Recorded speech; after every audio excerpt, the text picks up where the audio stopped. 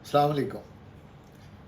کسی شاعر نے کیا خوب کہا ہے کہ کمینوں کی قیادت میں رہیں گے تو سب انسان آفت میں رہیں گے۔ رہے گی کیسے ملک میں محبت، منافق اگر سیاست میں رہیں گے۔ بڑا اچھا شعر تھا، دل کو لگا، میں نے کہا آپ سے شعر کو۔ یہ پوری دنیا سندھ کی بد انتظامی کے پیچھے پڑ گئی ہے، اور بہت سے لوگ سوال کر رہے ہیں کہ 18 سال میں ایسا کیا کیا ہے حکومت سندھ نے، اور اس کے برخلاف حکومت کے جو حواری ہیں وہ یہ فرما رہے ہیں کہ ہم نے 18 سال میں وہ کچھ کیا ہے جو کہ جنیوا میں نہیں ہوا، جو کہ یورپ میں نہیں ہوا، اٹلی میں نہیں ہوا، اسپین میں نہیں ہوا۔ دونوں کی باتیں اپنی اپنی جگہ مجھے ٹھیک ہی لگتی ہیں، کیونکہ ہمارے یہاں جو کچھ 18 سال میں ہوا ہے، توبہ توبہ استغفار، وہ تو باقی دنیا میں کہیں نہیں ہوا۔ تو جب نہ ہونے والی باتیں وہ تو خیر آپ اور میں تصور ہی کر سکتے ہیں، لیکن اس میں یہ صرف کراچی کے لوگوں کی آواز نہیں ہے، نہ کسی ایک پولیٹیکل پارٹی کی آواز ہے۔ سیاستدان بول پڑے، بھائی کراچی کے جو سیاستدان ہیں وہ تو ظاہر ہے بولیں گے، جو کراچی میں پیدا ہوئے، جن کا مرنا جینا کراچی میں ہے، جن کا نہ منی آرڈر باہر جاتا ہے نہ پے آرڈر باہر جاتا ہے، تو ظاہر سی بات ہے جن کے بچے یہیں پل بڑھ رہے ہیں اور جنہوں نے یہیں پہ اپنا مستقبل وابستہ کر رکھا ہے، تو وہ تو بولیں۔ ان کے حقیقی کے آفاق احمد صاحب بول رہے ہیں، بہت زوردار بول رہے ہیں۔ ڈاکٹر سلیم حیدر بول رہے ہیں، وہ بھی بہت زوردار بول رہے ہیں۔ یہاں تک کہ جماعت اسلامی اور ان کے ہم تو بول ہی رہے ہیں، اور کراچی کی گورننس، کراچی کے انتظام کے اوپر بہت بڑا سوال اٹھا رہے ہیں عمومی طور پہ پورے صوبے میں۔ لیکن رانا ثناء اللہ صاحب بھی بول پڑے ہیں کہ بھائی 18ویں ترمیم کے بعد ملا ولا کچھ نہیں ہے، نہ صوبے کو نہ کراچی شہر کو۔ پھر مریم نواز شریف صاحبہ نے as a chief minister Lahore کے بعد اور علاقوں کو ماڈل بنانے کا فیصلہ کر لیا اور کہہ دیا کہ بھائی اب کراچی جیسا جو ہے نا سلوک ہم اپنے پنجاب میں کسی شہر کے ساتھ نہیں ہونے دیں گے۔ اور تو اور چیف منسٹر کے پی کے سہیل آفریدی جب کراچی پہنچے تو انہوں نے بھی کانوں کو ہاتھ لگا اور چیخیں مارتے ہوئے واپس بھاگے۔ تو یہ تو سیاستدان ہے نا، لیکن یہ معاشی جو ہمارے ماہرین ہیں ان کو کیا ہوا؟ یہ بھی کراچی کی بات کر رہے ہیں۔ ان میں بہت سے کراچی میں رہتے ہیں، بہت سے نہیں۔ شبر زیدی صاحب بہت زوردار طریقے سے کراچی کی وکالت کر رہے ہیں۔ مفتاح اسماعیل صاحب اپنی مہارت کے ذریعے کراچی کے مسئلے کا حل بھی بتا رہے ہیں۔ قیصر بنگالی صاحب جو کہ حکومت میں بھی رہے ہیں اور بہت اچھے رائٹر بھی ہیں، بہت اچھے ناقد ہیں، بہت ماہر ہیں مالیات کے شعبے میں، معاشیات کے شعبے میں، وہ کراچی میں بات کر رہے ہیں۔ اور یونس داغا صاحب نے تو حد ہی کر دی، انہوں نے تو ایسے ایسے فیکٹس اینڈ فگر لے کر آئے کہ ان کا تو جواب دینے میں میرا خیال ہے کہ کسی میں ہمت ہی نہیں۔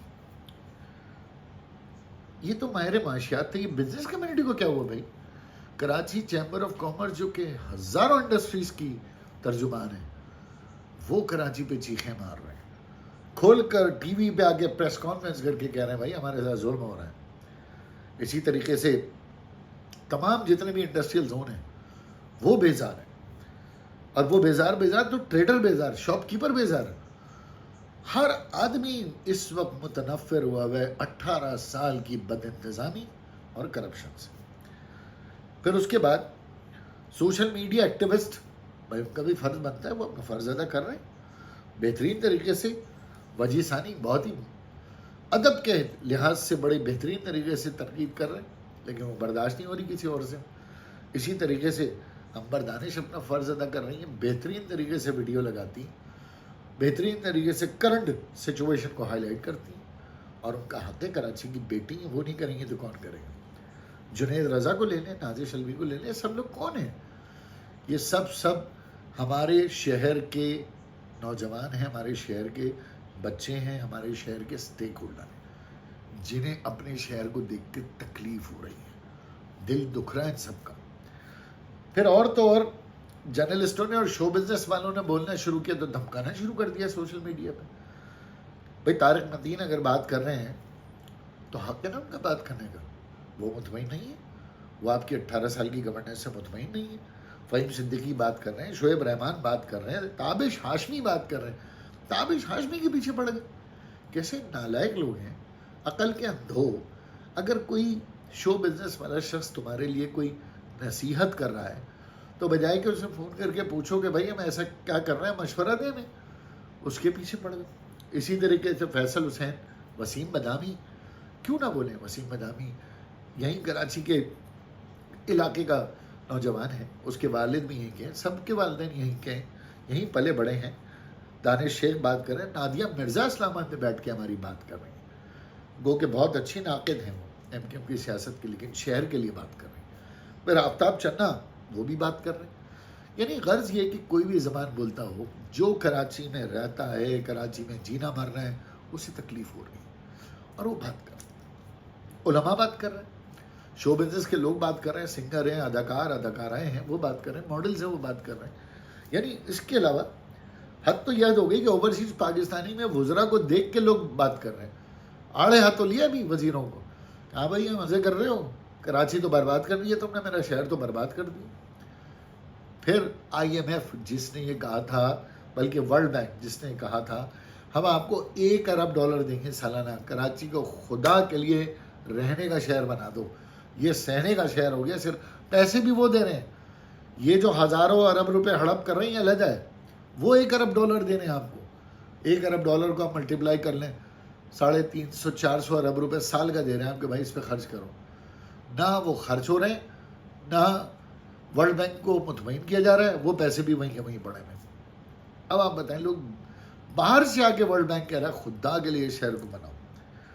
اب لازمی سی بات ہے، سوشل میڈیا پہ تو جذباتی رد عمل آئے گا، اور یہ رد عمل ایم کیو کا نہیں ہے.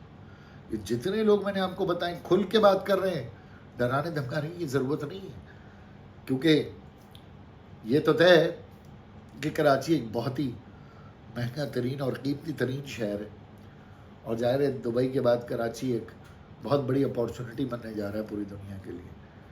اور ظاہر ہے یہاں زمینوں کی قیمت بہت آسمانوں پہ چھو رہی ہے، اور وہ کہتے ہیں کہ دنیا میں 2 چیزوں کی قیمت ہے، ایک زمینوں کی اور ایک کمینوں کی. زمینیں تو مہنگی ہیں ہی، مگر کمینوں کے ریٹ بھی کم نہیں ہو رہے. سوشل میڈیا پہ بڑھ بڑھ کر لسانیت اور پیسانیت، پیسے سے نکالا پیسانیت کے چکر میں گوبر کو حلوہ ثابت کرنے میں تلے میں. تو بہرحال بھائی، یہ جو لوگ سوشل میڈیا پہ آواز بلند کر رہے ہیں، بالکل آواز بلند کریں. قانونی طور پر ایوانوں میں بھی لڑائی جاری ہے. اور یہ جو دھمکیاں دے رہے ہیں یار، دھمکیاں مت دو یار، اب دھمکیاں مت دو خدا کے واسطے. ہم شریف لوگوں کو تو بالکل دھمکیاں مت دو. بڑی مہربانی. پاکستان زندہ باد.